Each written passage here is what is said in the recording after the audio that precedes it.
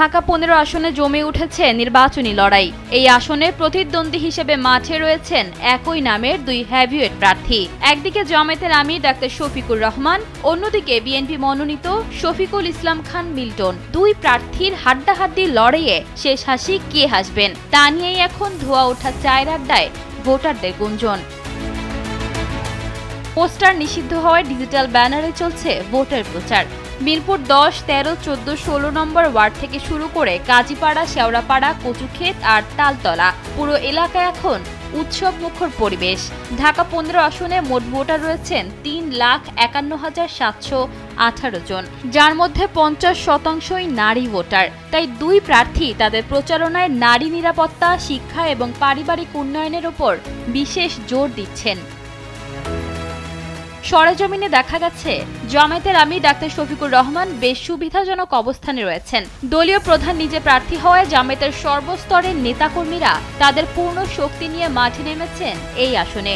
শেওড়াপাড়া, কাজীপাড়া, কাফরুল এলাকায় জামায়াতের দীর্ঘদিনের সুদৃঢ় সাংগঠনিক ভিত্তি ডাক্তার শফিককে এই লড়াইয়ে শক্ত অবস্থানে দাঁড় করিয়েছে।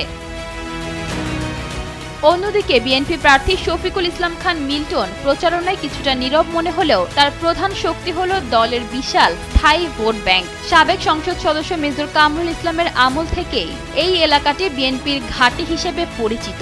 বিশেষ করে মিরপুরের পুরনো বাসিন্দা এবং কাজীপাড়া এলাকার মানুষের মধ্যে বিএনপির একনিষ্ঠ সমর্থন এখনো অটুট। বিএনপির সমর্থকরা মনে করছেন, দৃশ্যমান প্রচারণায় জামায়াত এগিয়ে থাকলেও ভোটের দিন বিপ্লব ঘটাতে পারে বিএনপির অনুসারীরা।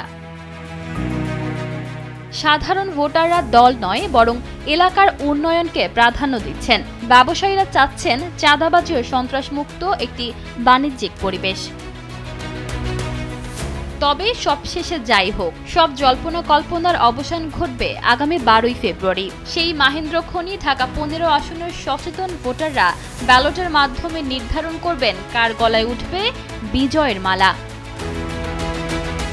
ঈশিতা আক্তার, সময়ের আলো।